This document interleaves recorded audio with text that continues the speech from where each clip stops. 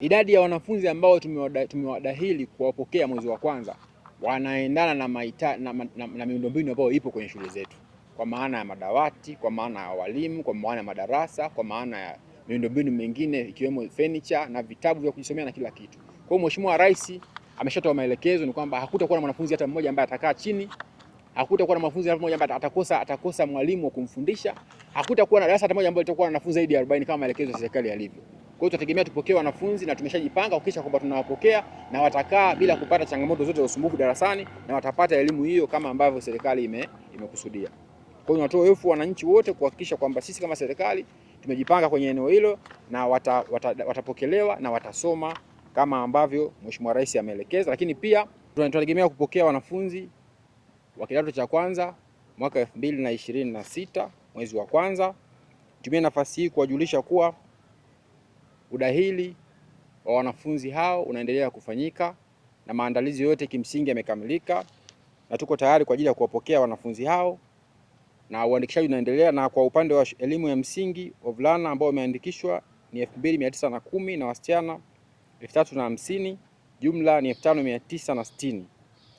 Lakini darasa la kwanza tunategemea kupokea wavulana 3650 na wasichana 3955, jumla 7605.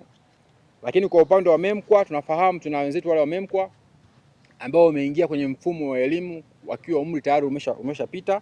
Tunategemea kupokea wavulana 117 na wasichana 122, jumla 239. Hao ni kwa wale ambao ni wa MEMKWA. Lakini nitoe rai kwa wananchi wote wa wilaya ya Mbozi, uandikishaji unaendelea kufanyika, hatujachelewa. Tuendelee kuwapeleka vijana wetu shule ili waweze kupata elimu, kwa kuwa elimu ni msingi wa maendeleo na msingi wa maisha. Kwenye eneo hilo la uandikishaji wa wanafunzi, kwa kweli serikali ya wilaya ya Mbozi tumepambana kikamilifu kuhakikisha kwamba yale yote ambayo mahoteo ambayo tulikuwa nao ya kupata wanafunzi hao yanaendelea kutimia kwa kushirikiana na viongozi kutoka kwenye maeneo husika.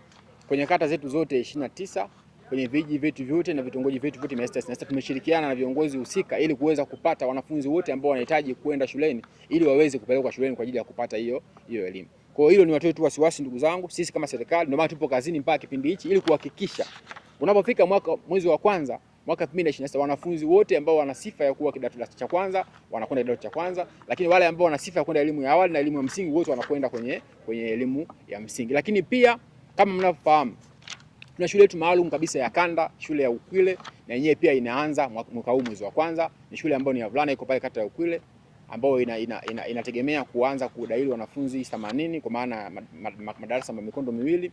Lakini pia tunategemea itapokea wanafunzi wa kidato cha 5 na cha 6 kuanzia mwezi wa 7 na wa 8 mara baada ya matokeo yao waliomaliza kukamilika. Kwa hiyo tumejipanga, tunaendelea kushughulika na hilo kuhakikisha kwamba wale wote ambao wana sifa ya kwenda kidato cha kwanza wanakwenda. Na sisi kama serikali tupo kazini muda wote kuhakikisha kwamba hayo yanatimia ili tuweze kuwasaidia wananchi wa wilaya ya Mbozi waweze kupata elimu bila kupata changamoto zozote.